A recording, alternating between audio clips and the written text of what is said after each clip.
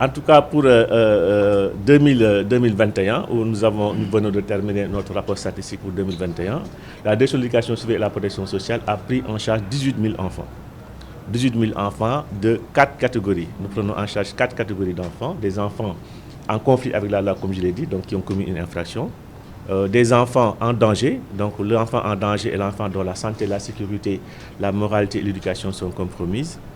Des enfants victimes, donc notamment victimes d'abus sexuels, de négligence et d'exploitation, mais également des enfants témoins. Maintenant, sur l'effectif des enfants en conflit avec la loi, la DSPS a pris en charge en 2021 environ 1500 enfants en conflit avec la loi, mais cela ne veut pas dire que ces 1500 enfants en conflit avec la loi sont en prison. Donc ces enfants en conflit avec la loi ont été traduits devant le tribunal pour enfants pour des multiples infractions.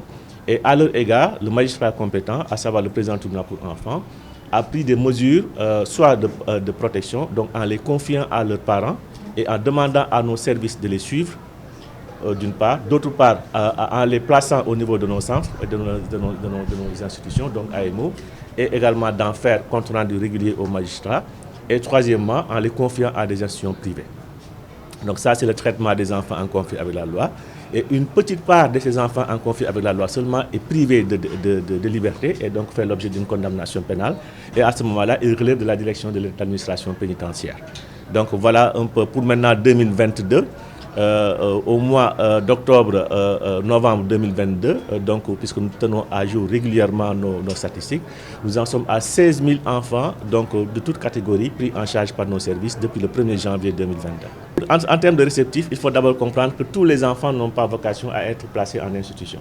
Donc c'est le juge qui apprécie la pertinence ou non de placer un enfant en milieu familial, comme on le dit souvent en milieu ouvert, ou en institution, donc soit en milieu semi-ouvert ou milieu fermé. Voilà. Nos institutions sont des milieux de semi-ouverts, donc ce sont les centres de sauvegarde, les services AMO, ou en milieu fermé, comme les centres d'adaptation sociale ou le centre de premier accueil, qui est un centre de prise en charge d'urgence. Effectivement, comme vous l'avez souligné, nous sommes confrontés à un problème effectivement d'infrastructure et de disponibilité de places donc pour ces centres-là. C'est la raison pour laquelle l'État a mis en place un important projet, PROMIGE, donc le projet de modernisation des infrastructures judiciaires, où il est prévu pour la direction de l'éducation surveillée et de la protection sociale des complexes éducatifs qui permettront de combler ces déficits de places auxquels vous avez fait allusion.